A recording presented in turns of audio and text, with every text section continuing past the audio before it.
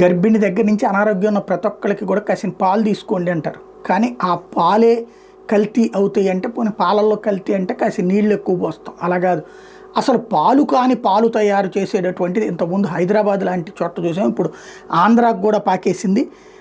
తాజాగా జరిగిన ఒక విషయం బయటపడింది. పామాయిలు, ఉప్పు, మాల్టోడెక్సిన్ పౌడర్లను కలిపితే పాలైపోతాయట.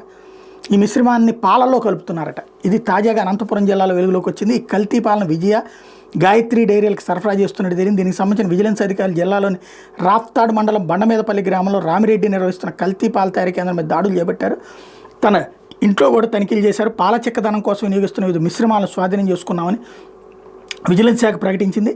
రామిరెడ్డి స్థానిక పాడి రైతుల నుంచి రోజుకు 300 లీటర్ల వరకు పాలు సేకరించి ఈ కల్తీ మిశ్రమాన్ని పాలలో కలుపుతున్నాడు. ఈ విషయం బయటపడింది.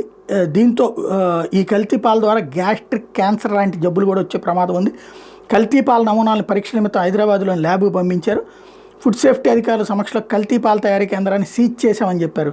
నివేదిక వచ్చాక చట్టపరంగా చర్యలు తీసుకుంటామన్నారు. తనిఖీల్లో విజిలెన్స్ సిఐ తో పాటుగా అధికారులు పాల్గొన్నారు.